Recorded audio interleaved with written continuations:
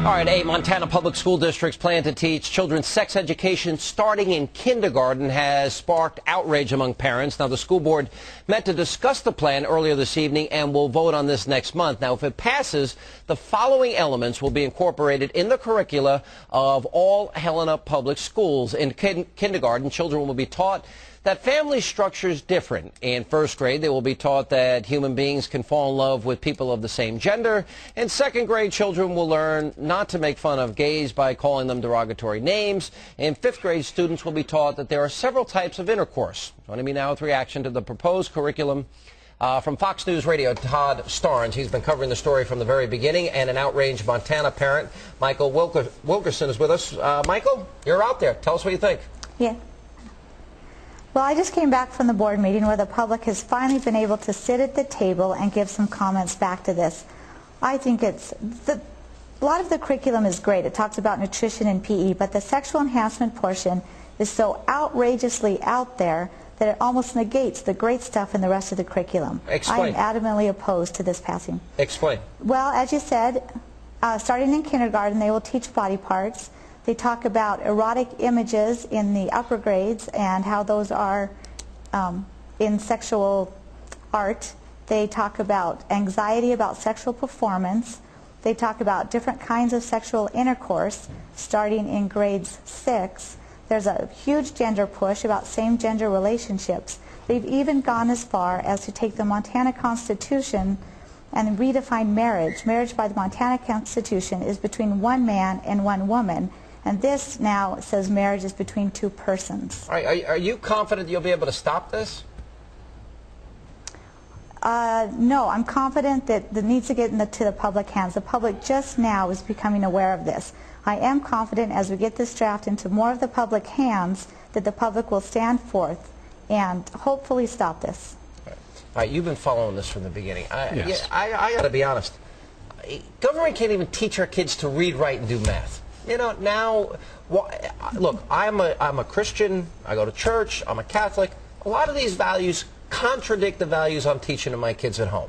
What right does a school district that can't even teach kids to read and write, and this is generally speaking around the country, have to impose their values on their kids? Sean, this is the report right here. 62 pages. I have read every single word. And I've got to tell you something. Jack and Jill go up the hill, and they do some really inappropriate things once they get up there. They're not fetching a pail of water anymore? No, sir, they are not. I had a chance to talk to the superintendent. I don't even want to hear about Humpty Dumpty if that's the case, but go ahead. Rub-a-dub-dub, 3-minute tub. I mean, jeez. Yeah, you've lost me. Go ahead. All right, I talked to the superintendent of the school system up in Helena. He says, look, this material is age appropriate. But the big question is, and he couldn't answer this question, what exactly does that mean? What is age appropriate? According to who? Isn't that subjective? It is subjective, and that's the big argument. That's the big debate. But he also said that parents do have the right to opt out. Oh, I hate this opt-out below. It's a bunch of crap. Now, can I talk a little bit about... Yeah. Can I mention the opt-out option? Yeah. Much of this information is weaved into curriculums other than the sexual enhancement. So even if I opt my child out of the sexual enhancement, they will still receive much of this information in other curriculums. In addition, as my child goes out to recess, you know they're going to hear it from the kids, and now it's even in a different context. Yeah, I just don't understand this idea that government thinks that, you know, they know what's best. I don't know what your values are, Michael, but I assume they're probably different than what they're going to teach, right? They are, and this puts the child right in the middle. The school teaches one set of values, I teach another set of values, and now the kid's stuck right in the middle, and it undermines the authority of both the parent and the teacher in the school. Yeah, that to me goes... And I don't think that's fair. No, I agree with you. I think you're right on the money, and I'm assuming that a lot of fellow parents out there agree with you. This is the heart of the issue here, and they're pushing hard, and they've got their curricular, and they've got their agenda. I'm fearful, you know, they're going to be successful. And here's the problem: if we had choice in schools, you know what? Parents could opt out.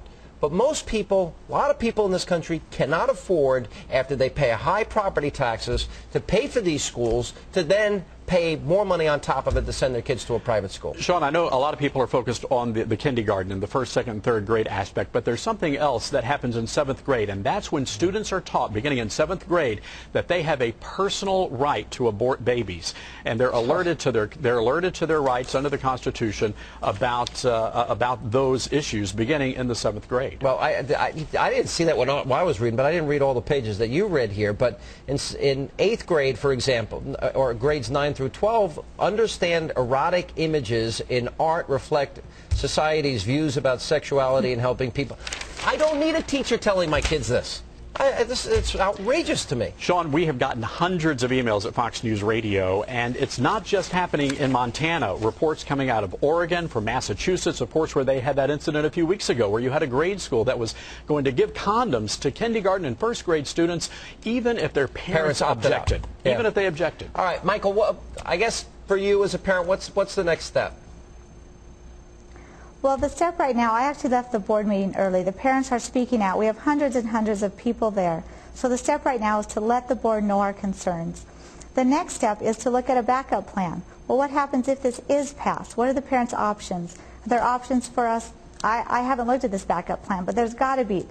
Bring lawyers into the, I don't know. But my children will not learn this curriculum, and I will do what it takes to keep it out of the schools. All right, so now you got to spend money, and the people in your community have to spend money. We wish you luck. We'll continue to follow the story. Yeah. Hey, thank you. Thanks for being with us. Time now to check in with Greta Van